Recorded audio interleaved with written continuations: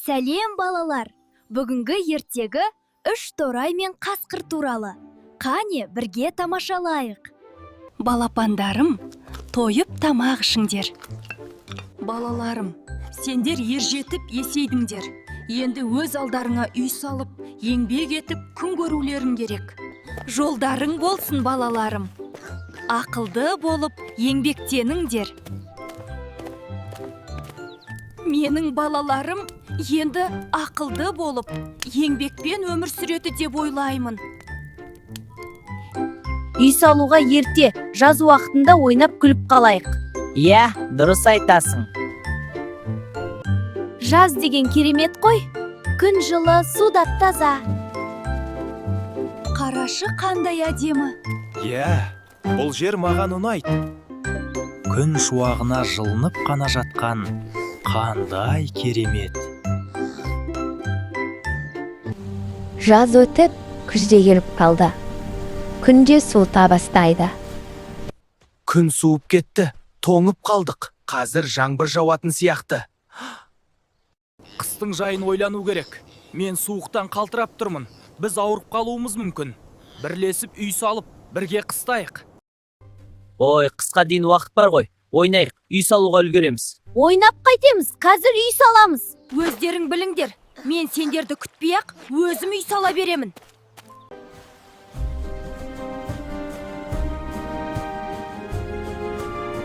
Көбелек!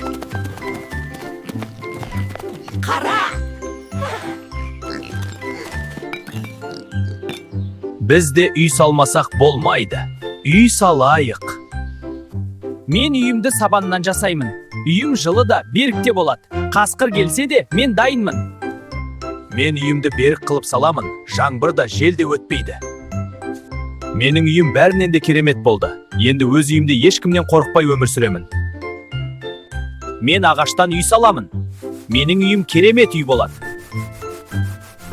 Еңбегім зая кетпейді. Үйімді мықты етіп саламын. Қасқыр үрлесе де құлата алмайды. Менің үйім дайын болды. Үйім жылы, үлкен. Мен енді ештеңеден қорықпаймын. Ал, тағы бір кірпіш. Бұл үй үлкен болады. Бауырымыздың үйін көріп келейік. Ол үйді неден салды екен? Мынау үй емес, сарай ғой, не деген үлкен үй. Қасқыр сияқты жабайы аңдар шабуыл жасағанда, торайдың үйі өзіне қорған болу керек.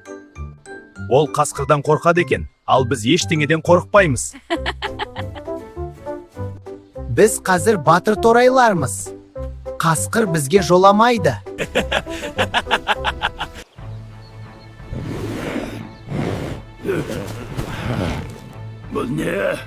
Бұл не шу?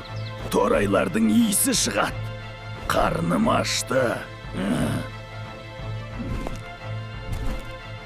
Құтқарыңдар, қасқыр қуып келеді.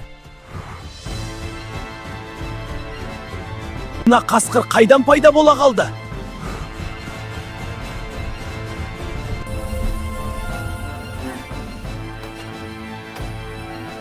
Есігіңді аш, әйтпесе сындырам.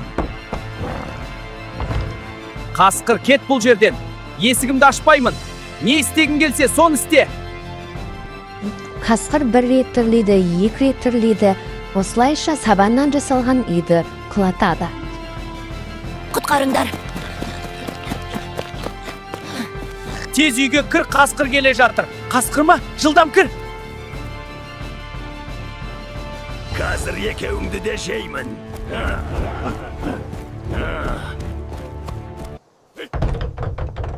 Аш есікті, әйтпесе қиратып тастаймын. Есікті ашпаймыз, білгеніңді жаса. Ештеме жасай алмайсың. Қасқыр бір рет үрлейді, бірақ үй құламайды. Екінші рет бар күшімен үрлеген кезде үй құлап кетеді. Үш торай кірпіштен жасалған үйге қарай кіріп кетеді. Есікті ашыңдар, әйтпесе үйді құлатамын. Қасқыр қанша рет үрлесе де үйді құлата алмайды. Үрлеп, әбден шаршайды. Қолымен ұрып үйді құлатпақшы болады. бірақ онысынан түк те шықпайды. Енді мұржа арқылы түсіп, сендерді жеймін.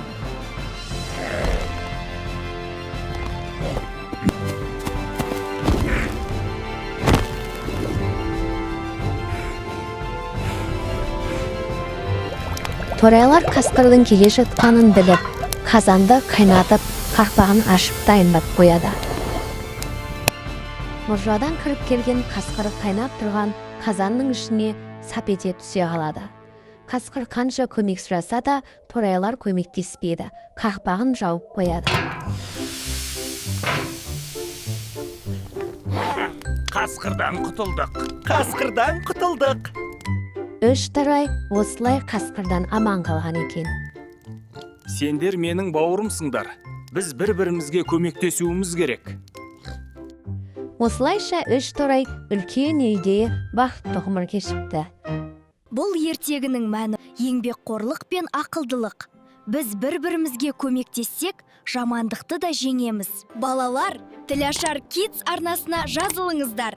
Жаңа ертегілер мен қызықты мультфильмдер сіздерді күтеді.